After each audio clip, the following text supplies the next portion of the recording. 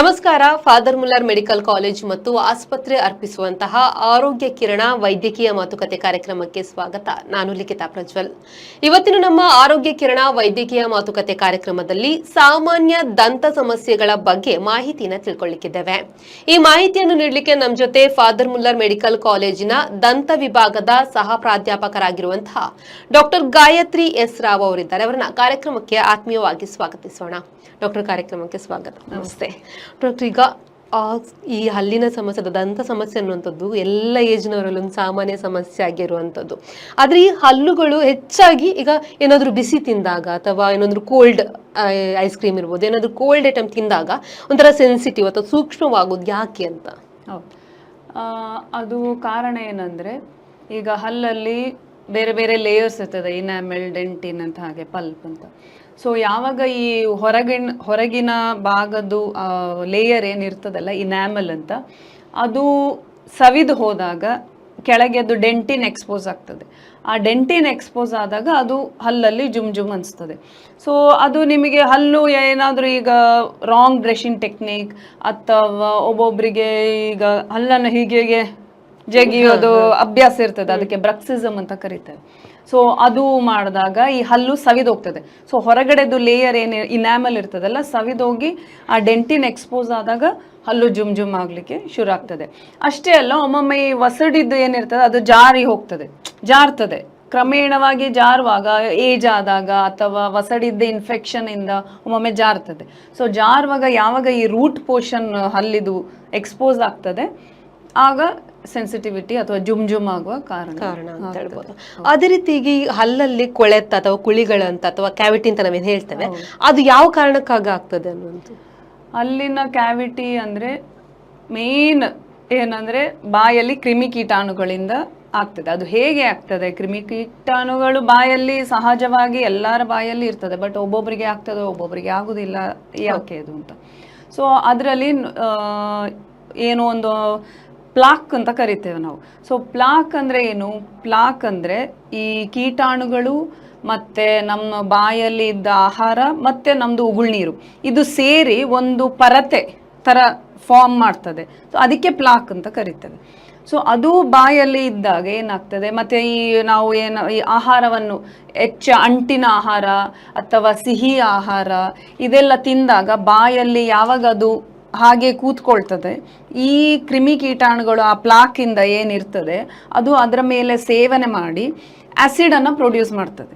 So ಆ acid produce ಮಾಡಿದ ಏನು ಆ್ಯಸಿಡ್ ಇರ್ತದೆ ಅದು ಈ ಹಲ್ಲಿನನ್ನು ಡಿಸಾಲ್ವ್ ಮಾಡಲಿಕ್ಕೆ ಶುರು ಮಾಡ್ತದೆ, ಕೆಡಿಸ್ತದೆ. ಯಾಕಂದ್ರೆ ಏನಾದರೂ ಆ್ಯಸಿಡ್ ಇದ್ದಾಗ ಈ ಸಾಫ್ಟ್ ಆಗ್ತದೆ, ಹಲ್ಲೆಲ್ಲ ಸಾಫ್ಟ್ ಆಗಿ ಅಲ್ಲೇ ಮತ್ತೆ ಇದು ಕ್ಯಾವಿಟಿ ಆಗ್ಲಿಕ್ಕೆ ಶುರು ಆಗ್ತದೆ. ಸೊ ಅದು ಮೇನ್ ರೀಸನ್. ಸೊ ಏನಂದ್ರೆ ಈಗ ನಾವು ಅದಕ್ಕೆ ನಾವು ಬ್ರಷಿಂಗ್ ಸರಿ ಮಾಡಬೇಕು, ಮತ್ತೆ ಸುಮ್ಮನೆ ಒಂದೇ ನಿಮಿಷದಲ್ಲಿ ಬ್ರಷ್ ಮಾಡಿ ಹಾಗಲ್ಲ. ಕರೆಕ್ಟಾಗಿ ಒಂದು 5 ಮಿನಿಟ್ಸ್ ಆದರೂ ಎಲ್ಲ ಕಡೆ ಸರಿ ಬ್ರಷ್ ಮಾಡಬೇಕು. ಟೆಕ್ನಿಕ್ ಮೇಲೆ ಸಹ ಹೋಗ್ತದೆ. ಜಸ್ಟ್ ಒಟ್ರಾಶಿ ಹೇಗಾದರೂ ಬ್ರಷ್ ಮಾಡೋದು ಅದು ಸರಿ ಅಲ್ಲ.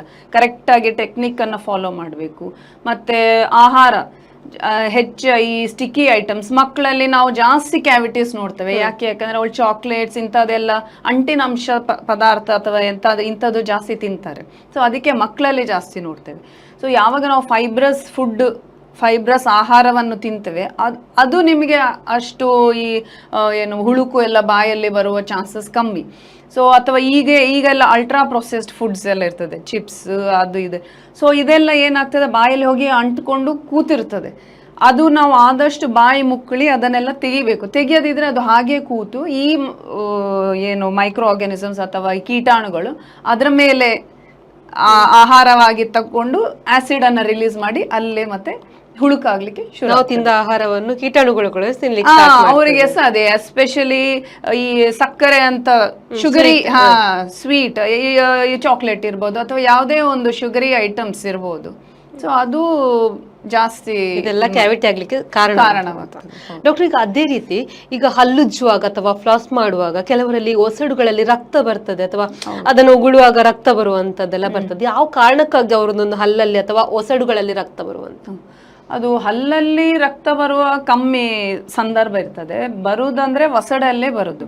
ಸೊ ಮುಂಚಿತವಾಗಿ ವಸಡಲ್ಲಿ ಇನ್ಫೆಕ್ಷನ್ ಇದ್ದರೆ ಈ ಫ್ಲಾಸಿಂಗ್ ಮಾಡಿದಾಗ, ಫ್ಲಾಸಿಂಗ್ ಅಂದ್ರೆ ಏನು, ಒಂದು ದಾರವನ್ನ ನಾವು ತಗೊಂಡು ಎಲ್ಲಿ ಏನು ಪದಾರ್ಥ ಏನಾದರೂ ಒಂದು ಸಿಕ್ಕಿಕೊಂಡಿದ್ರೆ ಅದನ್ನ ನಾವು ಹಾಕಿ ಕ್ಲೀನ್ ಮಾಡುವಂಥದ್ದು, ಅದಕ್ಕೆ ಫ್ಲಾಸಿಂಗ್ ಅಂತ ಕರಿತೇವೆ. ಸೊ ಯಾವಾಗ ವಸಡಿನಲ್ಲಿ ಇನ್ಫೆಕ್ಷನ್ ಏನಾದರೂ ಇದ್ದಾಗ ಅದು ಭಾಳ ಸೆನ್ಸಿಟಿವ್ ಆಗಿರ್ತದೆ. ಸೊ ಇದು ಏನು ಫ್ಲಾಸಿಂಗ್ ಮಾಡಿದಾಗ ಆ ದಾರ ಅಲ್ಲಿ ಹೋದಾಗ ಅದಕ್ಕೆ ಇರಿಟೇಷನ್ ಮಾಡ್ತದೆ. ಸೊ ಇರಿಟೇಷನ್ ಮಾಡಿದಾಗ ಅದು ಬ್ಲೀಡಿಂಗ್, ರಕ್ತ ಬರಲಿಕ್ಕೆ ಶುರು ಆಗ್ತದೆ. ಅದೇ ಮೇನ್ ಇನ್ಫೆಕ್ಷನ್, ವಸಡಿದ ಇನ್ಫೆಕ್ಷನ್. ಹಲ್ಲಿಂದ ಇನ್ಫೆಕ್ಷನ್ ಇಂದ ರಕ್ತ ಕಮ್ಮಿ, ವಸಡಿಂದ ಇನ್ಫೆಕ್ಷನ್ ಇದ್ದಾಗನೇ ಫ್ಲಾಸ್ ಮಾಡಿದಾಗ ಬರುದು ರಕ್ತ. ಅದೇ ರೀತಿ ಟಾರ್ಟರ್ ಅಂತ ಹೇಳ್ತಾರಲ್ಲ, ಟಾರ್ಟರ್ ಅಂದ್ರೆ ಏನು ಅಂತ? ಹೌದು, ಟಾರ್ಟರ್ ಅಂದ್ರೆ ಅದೇ ಈಗ ನಾನು ಇದಕ್ಕಿಂತ ಮುಂಚೆ ಸ್ವಲ್ಪ ನಾನು ಪ್ಲಾಕ್ ಬಗ್ಗೆ ಮಾತಾಡಿದೆಲ್ಲ.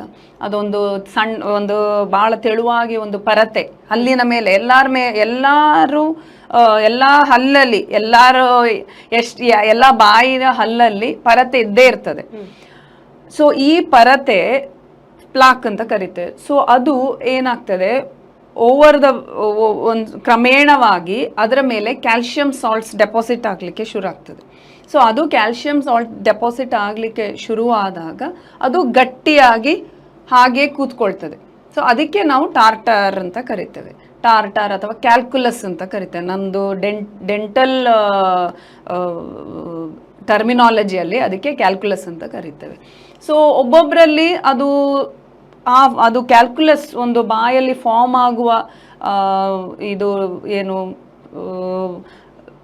ಚಾನ್ಸಸ್ ಜಾಸ್ತಿ ಇರ್ತದೆ, ಒಬ್ಬೊಬ್ಬರಲ್ಲಿ ಕಮ್ಮಿ ಇರ್ತದೆ. ಸೊ ಯಾಕೆ, ನಿಮ್ಮದು ಬಾಯಲ್ಲಿ ಉಗುಳ್ನೀರು ಸತತವಾಗಿ ಬರ್ತಾ ಇದ್ರೆ ಅದು ಕ್ಲೆನ್ಸಿಂಗ್ ಆಕ್ಷನ್, ಬಾಯಲ್ಲಿ ಕ್ಲೀನ್ ಮಾಡ್ತಾ ಇರ್ತದೆ.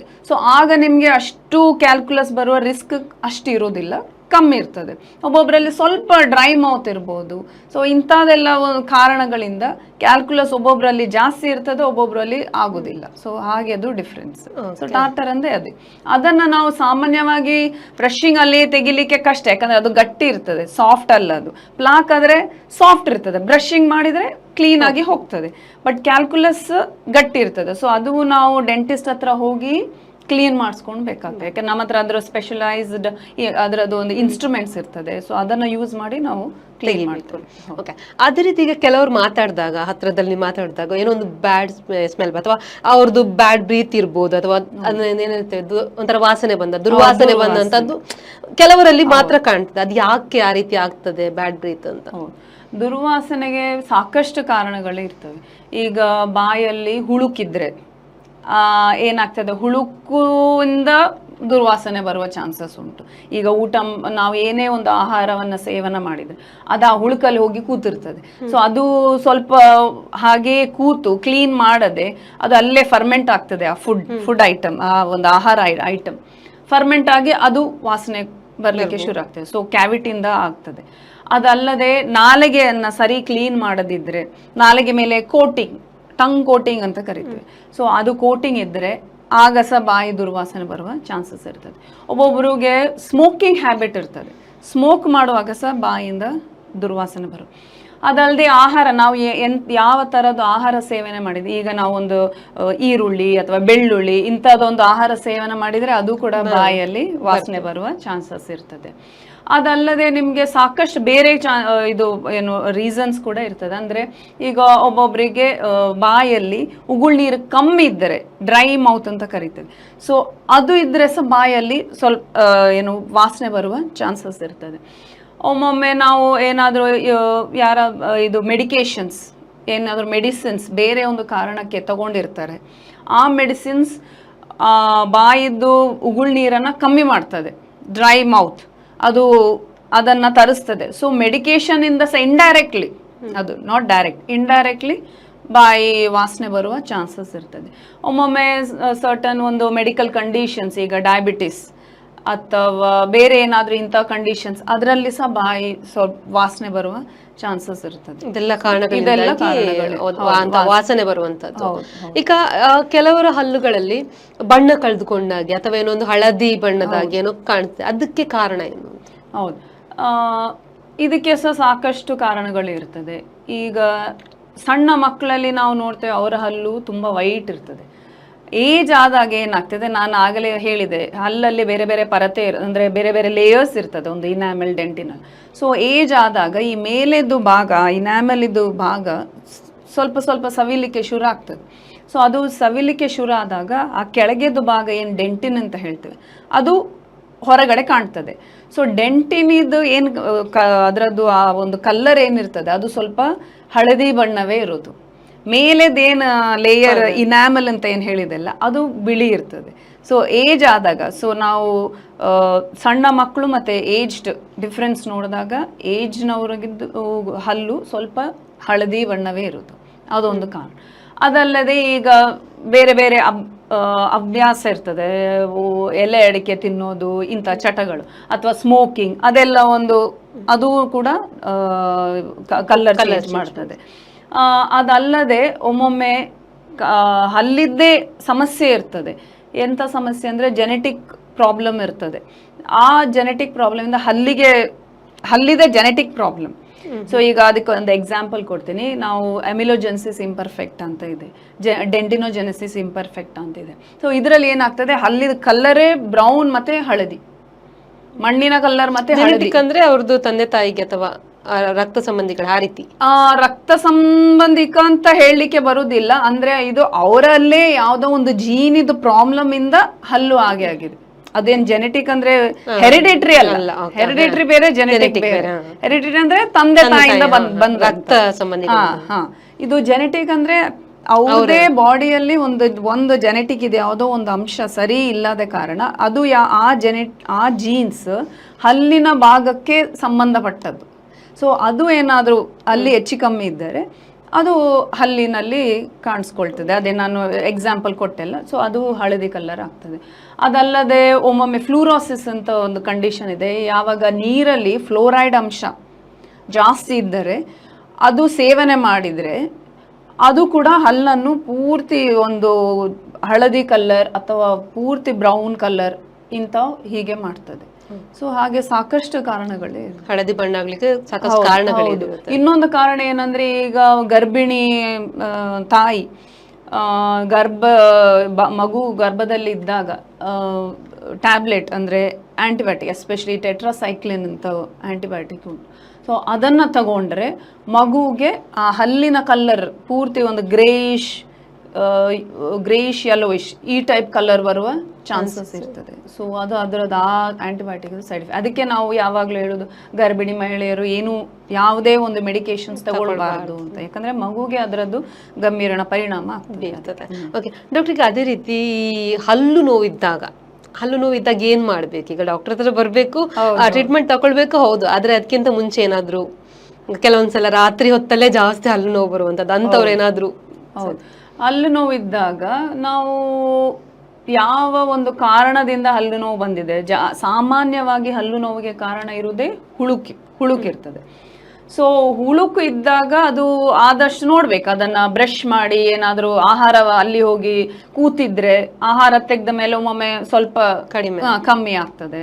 ಅಥವಾ ಮನೆಯಲ್ಲೇ ನಿಮಗೆ ಸಿಗುವಂಥದ್ದು ಏನಂದ್ರೆ ಲವಂಗ ಇರ್ತದಲ್ಲ, ಸೊ ಒಂದೇ ಲವಂಗನ ಸ್ವಲ್ಪ ಜಜ್ಜಿ ಅದರದ್ದು ಸ್ವಲ್ಪ ಎಣ್ಣೆ ಬರ್ತದೆ, ಆ ಎಣ್ಣೆಯನ್ನು ಅಲ್ಲಿ ಇಟ್ಟರೆ ಒಂದು ಸ್ವಲ್ಪ ಹೊತ್ತು ಇಟ್ಟರೆ ಅದು ನಿಮಗೆ ನೋವಿದು ಇದು ಜಸ್ಟ್ ಫಾರ್ ಎಮರ್ಜೆನ್ಸಿ ಪರ್ಪಸ್ ಅಷ್ಟೇ. ಮನೆಯಲ್ಲಿ ನಿಮಗೆ ಡಾಕ್ಟರ್ ಹತ್ರ ಅಂದ್ರೆ ಮಿಡ್ ನೈಟ್ ಬಾರಿ ತುಂಬಾ ಲೇಟ್ ಆಗಿರ್ತದೆ, ಸೊ ಇದು ಜಸ್ಟ್ ಎಮರ್ಜೆನ್ಸಿಗೋಸ್ಕರ ಒಂದ್ಸಲ ಕಮ್ಮಿ ಆಗ್ಬೇಕು ಅಂತ ಅಷ್ಟಕ್ಕೆ.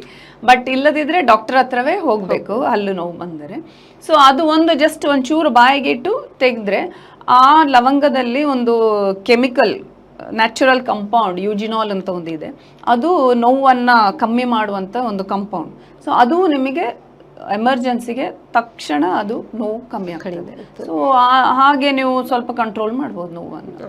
ಅಥವಾ ಮನೆಯಲ್ಲೇ ನಾವು ಫಸ್ಟ್ ಏಡ್ ಬಾಕ್ಸ್ ಅಥವಾ ಒಂದು ಸಣ್ಣ ಮೆಡಿಕಲ್ ಮೆಡಿಸಿನ್ ಬಾಕ್ಸ್ ಅಂತ ಇಟ್ಕೊಂಡೇ ಇರ್ತೀವಿ ಎಮರ್ಜೆನ್ಸಿ. ಟ್ಯಾಬ್ಲೆಟ್ ನೋಡಿ ಯಾವ್ದು ನೋವಿದು ಅಂತ ಅದನ್ನು ಸಹ ಸೇವನೆ ಮಾಡಿದ್ರೆ ಕಂಟ್ರೋಲ್ ಅಲ್ಲಿ ಒಮ್ಮೆಗೆ ಮಾತ್ರ ಮತ್ತೆ ಡಾಕ್ಟರ್ ಹತ್ರ ಹೋಗ್ಲೇಬೇಕು. ಯಾಕಂದ್ರೆ ಏನದು ಕಾರಣ, ನೋವು ಯಾಕೆ ಬರ್ತದೆ, ಖಾಲಿ ಹುಳುಕಿಂದವ ಅಥವಾ ಬೇರೆ ಏನಾದ್ರೂ ಉಂಟಾ ಬಾಯಲ್ಲಿ, ಅದು ಕಾರಣ ನಾವು ಫಸ್ಟ್ ಹುಡುಕ್ಬೇಕು, ಅಂದ್ರೆ ಕಂಡು ಹಿಡಬೇಕು. ಅದೇ ರೀತಿ ವಿಸ್ಟಮ್ ಟೀತ್ ಅನ್ನು ತೆಗಿಲೇಬೇಕಾ ಅನ್ನುವಂತ ತುಂಬಾ ಜನರಲ್ಲಿ ಡೌಟ್, ಅದು ತೆಗಿಲೇಬೇಕಾ, ಯಾಕೆ ತೆಗಿಬೇಕು ಅನ್ನುವಂತ ಒಂದು ಪ್ರಶ್ನೆ ಇರ್ತದೆ.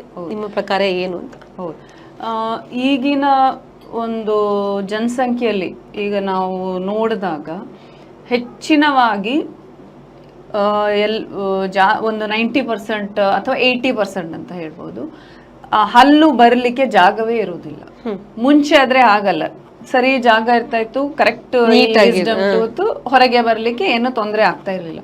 ಈಗ ಏನಾಗ್ತದೆ, ಅದು ಜಾಗ ಅಲ್ಲಿ ಭಾರಿ ಸ್ವಲ್ಪ ಇರ್ತದೆ. ಸೊ ಆಗ ಇದ್ದಾಗ ಜಾಗ ಇರುವುದಿಲ್ಲ. ಸೊ ಬಟ್ ಹಲ್ಲು ಬರ್ಲಿಕ್ಕೆ ಟ್ರೈ ಮಾಡ್ತಾ ಇರ್ತದೆ. ಸೊ ಅದಕ್ಕೆ ನಾವು ಇಂಪ್ಯಾಕ್ಷನ್ ಅಂತ ಕರಿತೇವೆ, ಇಂಪ್ಯಾಕ್ಟೆಡ್ ಟೂತ್ ಅಂತ ಕರಿತೇವೆ. ಸೊ ಹಾಗೆ ಇದ್ದಾಗ ಅದನ್ನ ಹಾಗೆ ಬಿಟ್ಟರೆ ಅದರಿಂದ ಇನ್ನಷ್ಟು ಏನು ತೊಂದರೆ ಜಾಸ್ತಿ ಆಗ್ತದೆ. ಅಂದ್ರೆ ನೋವು ಬರ್ಬೋದು, ಅಥವಾ ಒಂದು ಅಲ್ಲಿಂದ ಊತ ಬರ್ಬೋದು, ಸ್ವೆಲ್ಲಿಂಗ್ ಬರ್ಬೋದು, ಅಥವಾ ಇನ್ಫೆಕ್ಷನ್ ಆಗ್ಬೋದು. ಅದಕ್ಕೆ ಜಾಸ್ತಿಯಾಗಿ ನಾವು ಪೇಷಂಟ್ಸಿಗೆ ಏನು ಹೇಳ್ತೇವೆ ಅಂದರೆ ವಿಸ್ಡಮ್ ಟೂತ್ ಅಥವಾ ಥರ್ಡ್ ಮೋಲಾರ್ ಅಥವಾ ಬುದ್ಧಿ ಹಲ್ಲು ಅಂತ ಏನು ಹೇಳ್ತೇವೆ, ಅದು ತೆಗೆಯುವುದೇ ಬೆಟರ್ ಅಂತ. ನೋವು ಮತ್ತೆ ಎಷ್ಟೋ ಸಲ ಅದು ದವಡೆ ಒಳಗೆ ಹಾಗೆ ಅದು ಸ್ಟಕ್ ಆಗಿರ್ತದೆ, ಯಾಕಂದರೆ ಮೇಲೆ ಬರಲಿಕ್ಕೆ ಅದಕ್ಕೆ ಜಾಗವೇ ಇಲ್ಲ. ನಾವು ಒಂದು ಎಕ್ಸ್ರೇ ಬೇರೆ ಏನೋ ಒಂದು ಕಾರಣದಿಂದ ಹುಳುಕು ಬೇರೆ ಹಲ್ಲಲ್ಲಿ ಹುಳುಕಿದ್ದಾಗ ನಾವು ಒಂದು ಎಕ್ಸ್ರೇ ತೆಗೆದು ನೋಡಿದಾಗ ನಮಗೆ ಇಲ್ಲಿ ಇದು ಇಂಪ್ಯಾಕ್ಟೆಡ್ ಟೂತ್ ಕಾಣ್ತದೆ, ಅದು ಪೂರ್ತಿ ದವಡೆ ಒಳಗೆ ಕೂತಿರ್ತದೆ. ಸೊ ಹಾಗೆ ಇದ್ದಾಗ ಒಮ್ಮೊಮ್ಮೆ ಅದರಿಂದ ಸಹ ಒಂದು ಗಡ್ಡೆ ಬರುವ ಚಾನ್ಸಸ್ ಇರ್ತದೆ. ಸೊ ಅದಕ್ಕೆ ನಾವು ಸಮಸ್ಯೆ ಅವರಿಗೆ ಇಲ್ಲದಿದ್ರೆ ಸಹ ಅಥವಾ ಜಾಸ್ತಿಯಾಗಿ ನಾವು ಹೀಗೆ ರೆಕಮೆಂಡ್ ಮಾಡೋದು, ಅಡ್ವೈಸ್ ಮಾಡ್ತೇವೆ, ಅದು ಹಲ್ಲನ್ನು ತೆಗಿಸಿ ಬಿಡಿ ಅಂತ ಹೇಳ್ತೇವೆ. ಯಾಕಂದ್ರೆ ಪ್ರಾಬ್ಲಮ್ಸ್ ಜಾಸ್ತಿ ಇರ್ತದೆ, ಅದು ಬೆನಿಫಿಟ್ಗಿಂತ ಪ್ರಾಬ್ಲಮ್ ಜಾಸ್ತಿ. ಸೊ ಅದಕ್ಕೆ ತೆಗೆದ್ರೆ ಒಳ್ಳೇದು. ಅದೇ ರೀತಿ ಈಗ ನಾವು ಒಂದು ಡೆಂಟಿಸ್ಟ್ ಅನ್ನ ಅಥವಾ ಒಂದು ವೈದ್ಯರನ್ನು ನೋಡುದು ಅಥವಾ ಅವ್ರ ಹತ್ರ ಹೋಗುದು ಅಂತ ಹೇಳಿದ್ರೆ ಖಾಲಿ ನಮ್ಗೆ ಹಲ್ಲು ನೋವು ಬಂದಾಗ ಅಥವಾ ಏನೋ ಒಂದು ಹಲ್ಲು ತೆಗಿಬೇಕು ಅಥವಾ ಏನೋ ಅಂತ ಹಲ್ಲಿನ ಸಮಸ್ಯೆ ಇದ್ರೆ ಮಾತ್ರ ನಾವು ಹೋಗುವಂಥದ್ದು. ಆದ್ರೆ ಸಾಮಾನ್ಯವಾಗಿ ಈಗ ಏನು ನೋವು ಇಲ್ಲದಿದ್ರೂ ಕೂಡ ಈಗ ವೈದ್ಯರನ್ನು ಕಾಣ್ಬೇಕಾ, ಎಷ್ಟು ಸಲ ಕಾಣ್ಬೇಕಾ, ಅಥವಾ ಕ್ಲೀನ್ ಮಾಡುವಂಥದ್ದು ಅಥವಾ ಹಲ್ಲಿನ ಆರೋಗ್ಯದ ಬಗ್ಗೆ ಆ ಒಂದು ಡೆಂಟಿಸ್ಟ್ ಹತ್ರ ನಾವು ವರ್ಷಕ್ಕೆ ಎಷ್ಟು ಸಲ ಹೋಗ್ಬೇಕು ಅಂತ? ಹೌದು, ನಾವು ಪ್ರತಿ 6 ತಿಂಗಳಿಗೊಮ್ಮೆ ಡೆಂಟಿಸ್ಟ್ ಅನ್ನು ಹೋಗಿ ಕಾಣಬೇಕು. ಅದು ನಾವು ಜನರಲಿ ಹೇಳುವಂಥದ್ದು ಅಡ್ವೈಸ್ ಎಲ್ಲರಿಗೂ 6 ತಿಂಗಳಿಗೊಮ್ಮೆ. ಆದ್ರೆ ನಡುವಲ್ಲಿ ನೋವು ಬಂತು ಅಥವಾ ಹೀಗೆ ಬಂತು, ಸೊ ಆಗ ಜಾಸ್ತಿ ಸಲ ಹೋಗ್ಬೇಕಾಗ್ತದೆ. ಇಲ್ಲಾದ್ರೆ ಸಾಮಾನ್ಯವಾಗಿ 6 ತಿಂಗಳಿಗೊಮ್ಮೆ ಚೆಕಪ್ಗೆ ಒಂದ್ಸಲ ಡೆಂಟಿಸ್ಟ್ ಹತ್ರ ಹೋಗ್ಬೇಕು. ಅದೇ ರೀತಿ ಈಗ ಕೆಲವರಲ್ಲಿ ಮೌತ್ ಅಲ್ಸರ್ ಅಥವಾ ಒಂದು ಬಾಯಲ್ಲಿ ಹುಣ್ಣಾಗುವಂಥದ್ದು, ಏನೋ ತಿನ್ಲಿಕ್ಕಾಗಲ್ಲ ಅಥವಾ ಖಾರದ ವಸ್ತುಗಳನ್ನ ತಿನ್ಲಿಕ್ಕಾಗಲ್ಲ, ಹುಣ್ಣುಗಳಾಗುವಂಥದ್ದು ಅಲ್ಸರ್ ಅಂತ, ಅದು ಯಾವ ಕಾರಣಕ್ಕಾಗುತ್ತೆ ಅಂತ? ಹೌದು, ಕಾರಣಗಳು ಸಾಕಷ್ಟು ಇರ್ತವೆ. ಒಂದೇನಂದ್ರೆ ಈಗ ನಾವು ಏನಾದ್ರೂ ಜಗಿವಾಗ ಒಂದು ಅದು ಗೊತ್ತಿಲ್ಲದೆ ನಾವೇ ನಮ್ದು ಒಂದು ಇದನ್ನ ಒಳಗಡೆ ಮಾಂಸನ ಕಚ್ಚಿ ಬಿಡ್ತೇವೆ. ಸೊ ಅದೇ ಅಲ್ಸರ್ ಆಗಿ ಇದಾಗ್ತದೆ, ಅದು ಒಂದು ಕಾರಣ. ಟ್ರಾಮಾ, ಸೊ ಟ್ರಾಮಾ ಒಂದು ಕಾರಣ ಆಗ್ಬಹುದು. ಅಥವಾ ಒಮ್ಮೊಮ್ಮೆ ಜಾಸ್ತಿ ಟೆನ್ಷನ್ ಅಥವಾ ಸ್ಟ್ರೆಸ್ ಇದ್ದಾಗ ಆ ರೀತಿಯಿಂದ ಸಹ ಒಂದು ಅಲ್ಸರ್ ಬರುವಂಥದ್ದು ಇರ್ತದೆ ಬಾಯಲ್ಲಿ. ಅದಕ್ಕೆ ನಾವು ಆಪ್ತಸ್ ಅಲ್ಸರ್ ಅಂತ ಕರಿತೇವೆ. ಅಥವಾ ಒಮ್ಮೊಮ್ಮೆ ನಮ್ದು ಆಹಾರದಲ್ಲಿ ಪೌಷ್ಟಿಕಾಂಶ ವಿಟಮಿನ್ಸ್ ಇದು ಕಮ್ಮಿ ಇದ್ದರೆ ಅಥವಾ ಮಿನರಲ್ಸ್ ಕಮ್ಮಿ ಇದ್ದರೆ ಆಗ ಸಹ ಅಲ್ಸರ್ ಬರುವ ಚಾನ್ಸಸ್ ಇರ್ತದೆ. ನ್ಯೂಟ್ರಿಷನಲ್ ಡೆಫಿಷಿಯನ್ಸಿ ರಿಲೇಟೆಡ್ ಅಲ್ಸರ್ ಅಂತ ಹೇಳ್ತೇವೆ. ಸೊ ಆಗ ಸಹ ಅಲ್ಸರ್ ಬರುವ ಚಾನ್ಸಸ್ ಇರ್ತದೆ. ಮತ್ತೆ ಅದಲ್ಲದೆ ಬೇರೆ ನಮ್ಮದು ಕಾಯಿಲೆ ಅಂದರೆ ಆಟೋ ಇಮ್ಯೂನ್ ಡಿಸೀಸ್ ಅಂತ ಇರ್ತದೆ. ಸೊ ಆ ಒಂದು ಕಾಯಿಲೆಯಲ್ಲಿ ಅಲ್ಸರ್ ಬರುವ ಚಾನ್ಸಸ್ ಇರ್ತದೆ. ನಾನು ಜಸ್ಟ್ ಒಂದು ಎಕ್ಸಾಂಪಲ್ ಕೊಡ್ತೇನೆ. ಈಗ ಲೈಕೆನ್ ಪ್ಲಾನಸ್ ಅಥವಾ ಲ್ಯೂಪಸ್ ಅಂತ ಕರಿತೇವೆ, ಲ್ಯೂಪಸ್, ಸಿಸ್ಟಮಿಕ್ ಲ್ಯೂಪಸ್ ಎರಿಥೆಮ್ಯಾಟೋಸಿಸ್ ಅಥವಾ ಇಂಥ ಒಂದು ಆಟೋ ಇಮ್ಯೂನ್ ಡಿಸೀಸಸ್ ಇರ್ತದೆ. ಸೊ ಆ ಕಾರಣ ಅಥವಾ ಫೆಂಫಿಗಸ್ ಅಂತ ಇಂಥದ್ದು ಅದೇನಾಗ್ತದೆ, ಅದು ಇಡೀ ಬಾಡಿಯಲ್ಲಿ ಅದರದ್ದು ಸಮಸ್ಯೆ ಕಂಡು ಬಂದಿರ್ತದೆ. ಅದಲ್ಲದೆ ಬಾಯಲ್ಲಿ ಸಹ ಅದರದ್ದು ಸಮಸ್ಯೆ ಇರ್ತದೆ. ಅದು ಏನು ಸಮಸ್ಯೆ ಅಂದರೆ ಇದೇ ಇಲ್ಲ, ಬಾಯಿ ತುಂಬ ಫುಲ್ ಹುಣ್ಣು ಇರ್ತದೆ. ಸೊ ಇಂಥ ಒಂದು ಕಂಡೀಷನ್ನಲ್ಲಿ ಸಹ ನಾವು ಅಲ್ಸರ್ ಅಥವಾ ಹುಣ್ಣು ಬಾಯಲ್ಲಿ ನೋಡುವಂಥ ಪರಿಸ್ಥಿತಿ ಇರ್ತದೆ. ಮತ್ತು ಒಮ್ಮೊಮ್ಮೆ ನಮಗೆ ಈಗ ಚಟಗಳು ಬೇರೆ ಬೇರೆ, ಈ ಸ್ಮೋಕಿಂಗ್ ಕಮ್ಮಿ, ಬಟ್ ಸ್ಮೋಕಿಂಗ್ ಅಲ್ಲಿ ಸಹ ಆಪ್ತಸ್ ಅಲ್ಸರ್ ಬರುವ ಚಾನ್ಸಸ್. ಬಾಯಲ್ಲಿ ತಂಬಾಕು ಇಡು ಅಥವಾ ಎಲೆ ಅಡಿಕೆ ಇಡ್ಕೊಳ್ಳು, ಇದು ಎಂತ ಜಗಿಯುವಂಥದ್ದು ಅಭ್ಯಾಸ ಇರುವಂತವರಿಗೆ ಲೂಕೋಪ್ಲೇಕಿಯಾ ಅಂತ ಹೇಳಿ ಒಂದು ಕಂಡೀಷನ್, ಒಂದು ಲೀಷನ್, ಅದು ಸಹ ಬಾಯಲ್ಲಿ ನಿಮಗೆ ಹುಣ್ಣು ಹಾಗೆ ಕಾಣ್ತದೆ. ಸೊ ಇದೆಲ್ಲ ಕಾರಣದಿಂದ ಬಾಯಲ್ಲಿ ಹುಣ್ಣು ಬರುವ ಚಾನ್ಸಸ್ ಇರ್ತದೆ. ಅದೇ ರೀತಿಯಾಗಿ ಹಾಲು ಹಲ್ಲು ಅಥವಾ ಬೇಬಿ ಟೀತ್ ಅನ್ನುವಂಥದ್ದು ಸಮಯಕ್ಕೆ ಸರಿಯಾಗಿ ಅದು ಉದುರ್ತಾ ಇಲ್ಲ ಅಥವಾ ಹೋಗ್ತಾ ಇಲ್ಲ ಅನ್ನುವಂಥ ಒಂದು ಸಮಸ್ಯೆ ತುಂಬಾ ಜನರಲ್ಲಿ ಒಂದು ಡೌಟ್ ಇರ್ತದೆ. ಅದು ಯಾಕೆ ಅಥವಾ ಅದು ಸಾಮಾನ್ಯ ಏನಾಗುದಿಲ್ವಾ ಆ ರೀತಿ ಆದ್ರೆ ಅನ್ನುವಂಥದ್ದು? ಇದು ಸಾಮಾನ್ಯ ಒಂದು ತಾಯಿ ಅಥವಾ ಪೇರೆಂಟ್ಸ್ ಇದರಲ್ಲಿ ಒಂದು ಡೌಟ್ ಇರ್ತದೆ. ಈಗ ಎಷ್ಟೋ ಮಕ್ಕಳಿಗೆ ಕರೆಕ್ಟ್ ಅದೇ ಟೈಮಿಗೆ ಹೋಗುದಿಲ್ಲ, ಸ್ವಲ್ಪ ಡಿಲೇ ಆಗ್ತದೆ. ಸೊ ಅದೇನಾಗ್ತದೆ, ಎಲ್ಲ ಮಕ್ಕಳು ಒಂದೇ ರೀತಿ ಇರುವುದಿಲ್ಲ, ಅದರದ್ದು ಏಜ್ ವೈಸ್ ಅಲ್ಲಿ ಇರ್ತದೆ. ಈಗ 6 ವರ್ಷಕ್ಕೆ ಈ ಮುಂದೆದ ಹಲ್ಲು, ಈ ಕೆಳಗೆದು ಮತ್ತೆ ಮೇಲೆದ ಹಲ್ಲು ಹೋಗ್ಬೇಕು ಅಂತ ಇರ್ತದೆ.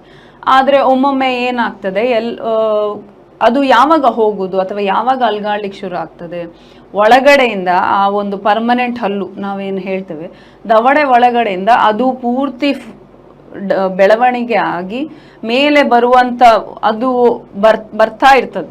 ಸೊ ಬರುವಾಗ ಈ ಒಂದು ಹೊರಗಡೆಯಿಂದ ಆ ಬೇಬಿ ಹಲ್ಲು ಅಥವಾ ಮಿಲ್ಕ್ ಟೂತ್ ಏನಿರ್ತದೆ ಅದು ಬಹಳ ಕ್ರಮೇಣವಾಗಿ ಅದರದ ರೂಟ್ ಪೋರ್ಷನ್ ಇರ್ತದೆ, ಅದನ್ನ ಕರಗಿಸ್ಲಿಕ್ಕೆ ಶುರು ಮಾಡಿದಾಗ ಈ ಮೇಲೆದ ಹಲ್ಲು ಅಲ್ಗಾಡ್ಲಿಕ್ಕೆ ಶುರು ಆಗ್ತದೆ.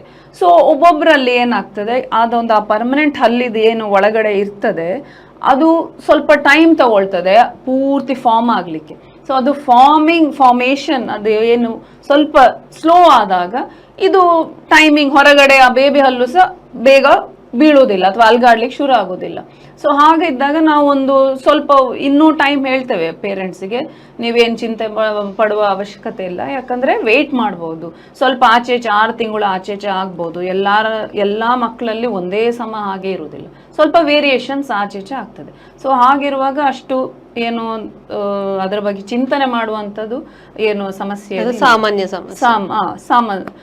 ಒಮ್ಮೊಮ್ಮೆ ಒಂದೊಂದು ಕಂಡೀಷನ್ ಅಲ್ಲಿ ಹೌದು ಏನಾದ್ರೂ ಅವರಿಗೆ ಬೇರೆ ನಾವು ನೋಡ್ಬೇಕು ಅದು ಯಾಕೆ ಬರುವುದಿಲ್ಲ. ಈಗ ಒಂದು 6 ತಿಂಗಳು ವೇಟ್ ಮಾಡಿದ್ರು ಬಟ್ ಆದ್ರೂ ಬರುವುದಿಲ್ಲ.